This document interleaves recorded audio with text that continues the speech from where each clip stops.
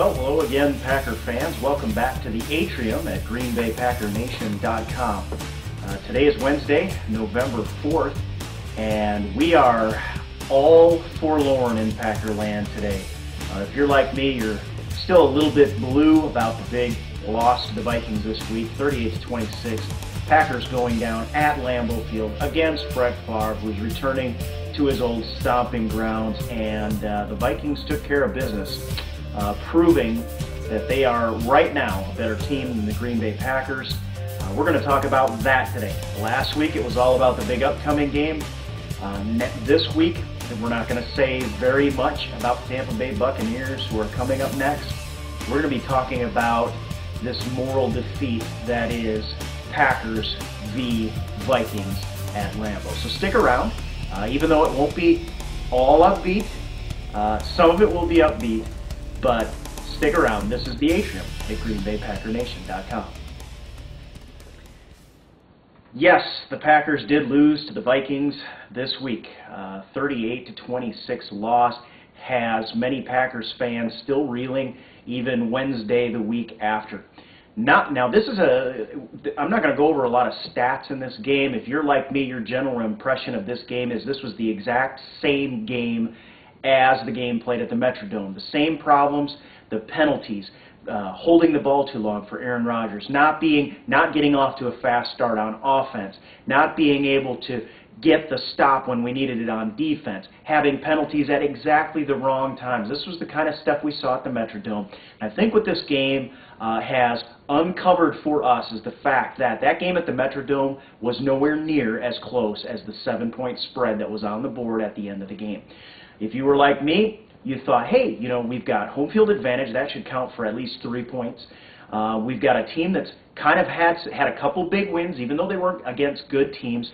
They're on a little bit of a roll. They feel a little bit more confident going into the game at Lambeau, playing at home. We should have a good shot to win this game. We did not. We never had a chance. We had no chance of winning that game.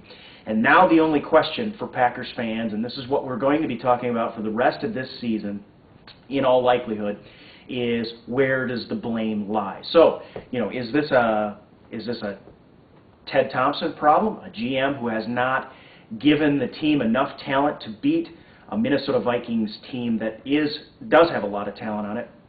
Is this a Mike McCarthy problem, a guy that just cannot motivate his players to play well, can't get them up for the big game, is not able to, doesn't have command of this team and the players in it to let them know that penalties will not be tolerated? Or is this just a team that our guys are not as good as their guys, our guys are not as motivated as their guys, regardless of what Thompson does? Our guys are not going to be able to match up against these guys. So let's break it down a little bit one at a time.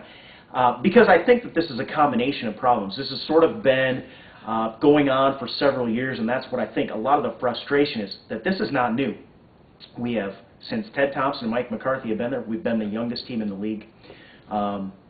We have decided to get rid of a lot of our veteran talent. We didn't need these guys. We didn't need Brett Favre. We didn't need our stud offensive linemen. We didn't need Rivera and Wall.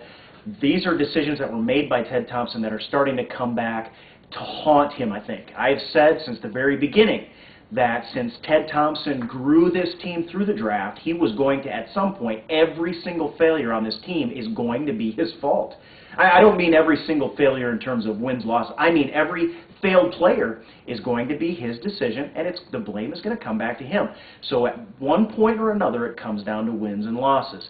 And for what looks like 2 years now, we aren't going to have the big wins that we need in the right periods of time. Until as soon as Brett Favre left this team, we have not been able to get the wins when we need them.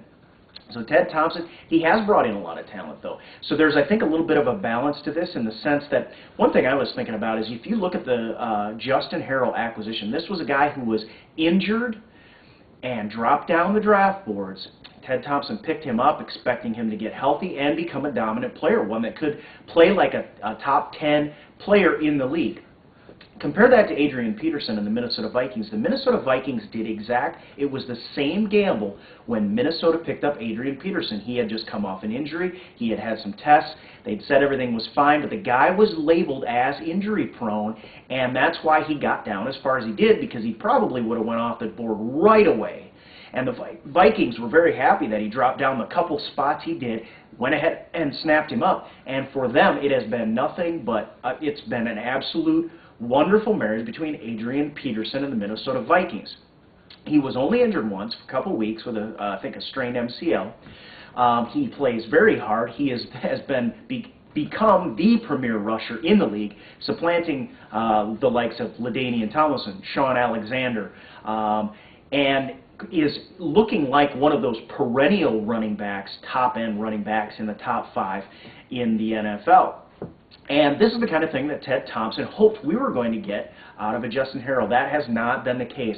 I tend to not blame Ted Thompson as much for that one. I know he did gamble. I think he did. Obviously it's been a mistake. But you look at Adrian Peterson and you think, well, yeah, that's the kind of scenario Ted Thompson thought he was getting himself into. Didn't work out that way. So one way or the other, we have a team. But that being said, I think we have a lot of talent on this team. I think Ted Thompson still evaluates talent very well. I think he has drafted, for the most part, pretty well. A.J. Hawk, has not reached the kind of peaks that most of us thought he would. But he is not a poor player. He is, he may be very little more than average at this point. But is that due to coaching? I don't know. There's a lot of talent on this team. The problem is, I think Ted Thompson's attitude is we're going to build through the draft. We're going to stay so young that all of our veteran players are going to finally give up, because unless we continue to win, the veteran players aren't going to want to hang around for another year. How long is Al Harris going to stick around with this team? How long is Charles Woodson going to stick with this team? When they see what Ted Thompson is doing, he's not afraid to trade a Brett Favre, but he refuses to bring in free agents like Charles Woodson himself. Who is the best player on our team right now? Well, is it Aaron Rodgers? Is it Charles Woodson? I'd say it's Charles Woodson. He's the guy that does it right all the time. And he was brought in via free agency. So we need Ted Thompson to do more of that. This past offseason, we thought perhaps he would. He did not. But